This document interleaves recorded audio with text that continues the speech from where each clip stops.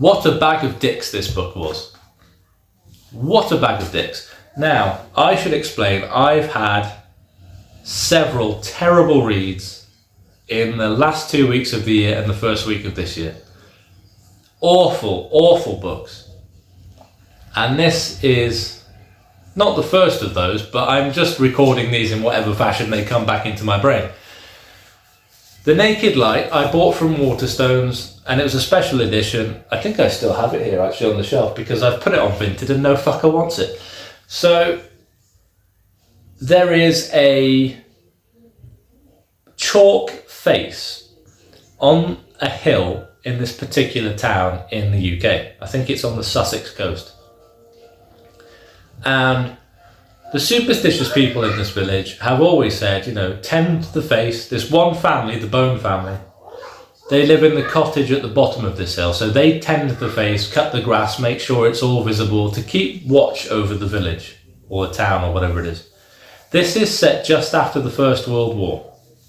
So what happens is, at the start, the sons in the cottage, the Bone boys, which sounds awful when you say it out loud, but that's how they're referred to, they all get called up to war and they're all killed. And it's left to the old woman to tend it herself. But one night, halfway up to make the face more visible, she dies on the hill, and then there's nobody to look after the face. Now, the face is supposed to keep away these creatures that inhabit inanimate, how can I say this, representations of life. So, for example, a portrait.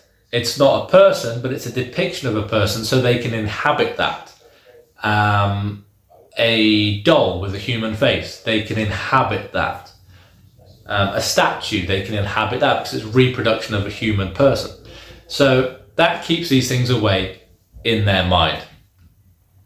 Fast forward a couple of years later, there's an artist, Kit, who buys the house, and she's running away from an unpleasant time in France where she was tasked with making masks for disfigured soldiers. So she would have to look at the disfigured soldiers all day, make masks for them to wear on their face, and it haunted her to the point where she can't be around there anymore. And so she's come back to the UK, and this is what she's now doing, living in the cottage, trying to recapture her love for art.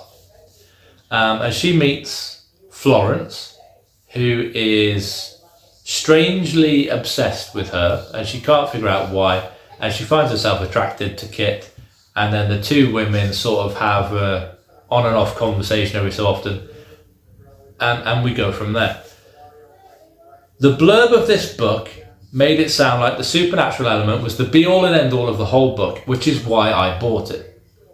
What it actually turned out to be was 75 to 80% garbage, just focusing on these two women and their relationship, going back and forth, repeating themselves, not really going anywhere, waffling, saying nothing of importance, and then randomly there'll be a bit of supernatural stuff, and then it'll go back to waffling and boredom and info dumping and, oh, you hurt my feelings, oh, you hurt my feelings, fine, well, I won't talk to you again, well, I won't talk to you again, and then 5 minutes later they're having sex on the sofa. So it's just a rinse and repeat until you get to like the 85% mark, and then all the supernatural stuff really kicks in, which is great, and then it ends like that.